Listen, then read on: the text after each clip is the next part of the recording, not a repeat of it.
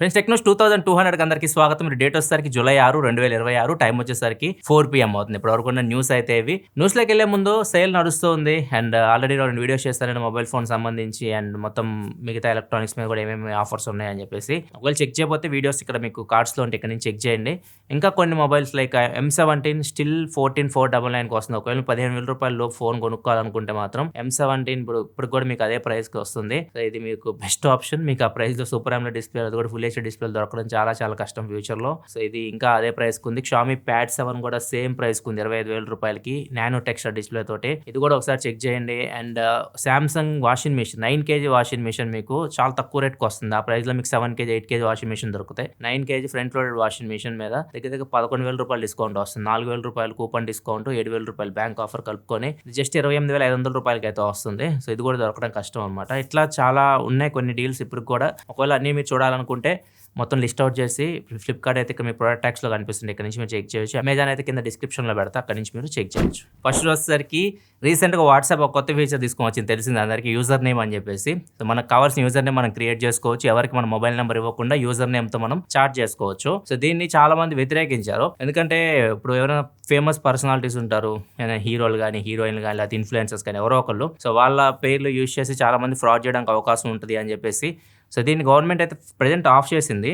యాక్చువల్గా అయితే అందరిని ఆఫ్ చేయమని చెప్పింది. అంటే ఇది సిగ్నల్ కానివ్వండి, టెలిగ్రామ్ కానివ్వండి అండ్ మన అరెక్ట్ ఉంది అరెక్ట్ అన్నిటిని ఆఫ్ చేయమని చెప్పింది. కాకపోతే వాట్సాప్ అయితే ఈ ఫీచర్ని రోల్ అవుట్ చేసింది. వాట్సాప్ని నోటీస్ కూడా పంపించింది గవర్నమెంట్. ఎక్స్ప్లెనేషన్ కావాలి మీ దగ్గర నుంచి, ఎందుకు ఈ ఫీచర్ రోల్ అవుట్ చేశారు అని చెప్పేసి. వాట్సాప్ చెప్పేదాని ప్రకారం అయితే ఇది మేము సెక్యూర్గా తీసుకొని వస్తున్నాము. ఎవరైతే ఇన్ఫ్లుయెన్సర్స్ కానీ లేకపోతే ఫేమస్ పర్సనాలిటీస్ ఉంటారో వాళ్ళందరి యూజర్ నేమ్స్ ఏదైతే ఇన్స్టాగ్రామ్ కానీ లేకపోతే ఫేస్బుక్లో కానీ యూజర్ నేమ్స్ ఉంటాయో అవన్నీ వాళ్ళకే బ్లాక్ అయి ఉంటాయి. వాటిని ఎవరు యూజ్ చేయడానికి అయితే ఉండదు.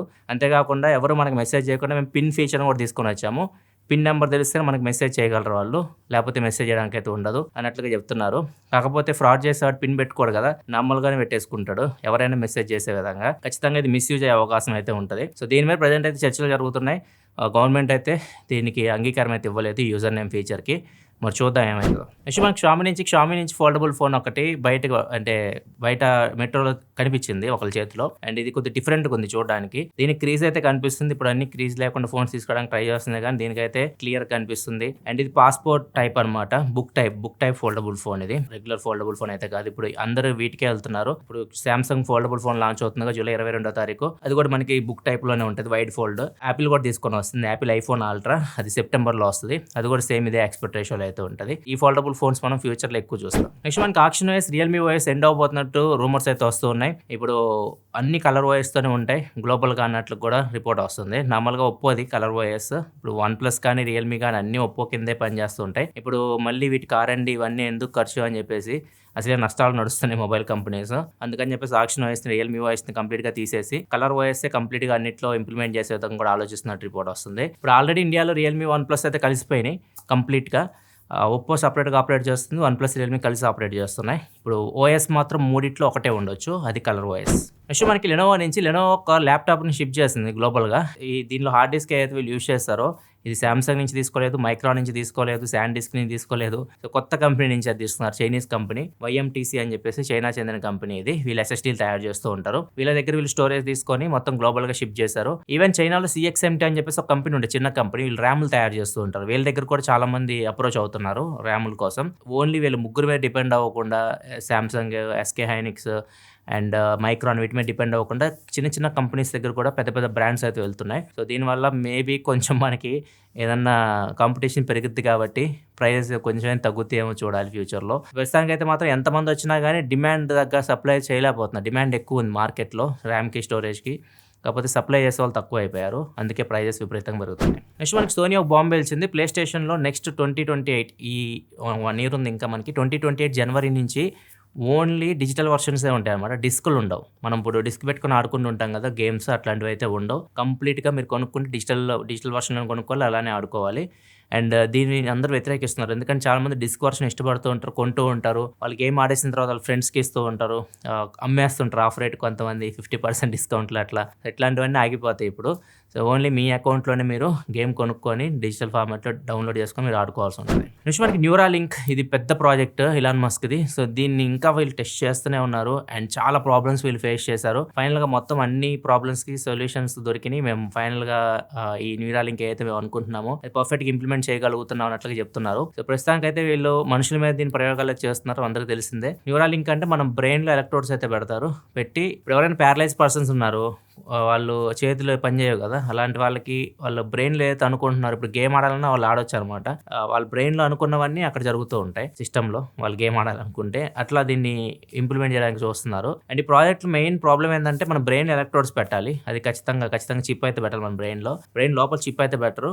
చిప్ అయితే ఉంటుంది, దాన్ని ఎలక్ట్రోడ్స్ ఉంటాయి చిన్న చిన్నవి, ఇక్కడ మీకు వీడియోలో కనిపిస్తున్నాయి. అవి మన బ్రెయిన్లో అయితే గుచ్చుతారు. గుచ్చి దానిపైన మన స్కల్ ఉంది కదా, స్కల్ కింద ఈ చిన్న చిప్ లాగా అయితే పెట్టేస్తారు. పెట్టేసి మన చర్మంతో దాన్ని క్లోజ్ చేస్తారు. ఇది వాళ్ళ ప్రాజెక్ట్ అయితే. కాకపోతే అంత ఈజీ కాదు ఇది.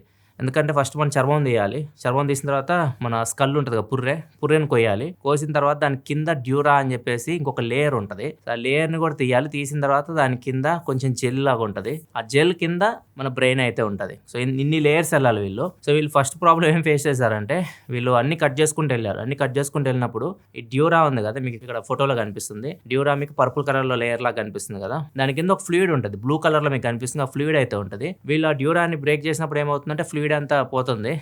దానివల్ల మన బ్రెయిన్ ఫంక్షనింగ్ మారిపోతుంది. లైక్ చాలామంది వాళ్ళు కంటి చూపును కోల్పోతున్నారు, తలనొప్పి భయంకరంగా రావడం, ఇట్లాంటి ప్రాబ్లమ్స్ అయితే ఫేస్ చేస్తున్నారు. సో వీళ్ళకి అర్థమైంది ఏంటంటే ఆ ఫ్లూయిడ్ని మనం కదిలించకూడదు. అంటే డ్యూరా లేయర్ కిందకైతే మనం వెళ్ళకూడదు. ఏం చేస్తే మన పర్పుల్ లేయర్ డ్యూరా కనిపిస్తుంది కదా, దాని పైనే చేయాలి, స్కల్ పైనే చేయాలి. స్కల్ కిందకెళ్ళి వెళ్ళకూడదు అన్నట్లు వీళ్ళు ఆలోచించి ఏం చేశారంటే, నెక్స్ట్ స్కల్ కోసేసిన తర్వాత డ్యూరాని డిస్టర్బ్ చేయకుండా డైరెక్ట్ ఎలక్ట్రోడ్స్ని డ్యూరా లేయర్ నుంచే బ్రెయిన్లోకి గుచ్చారు.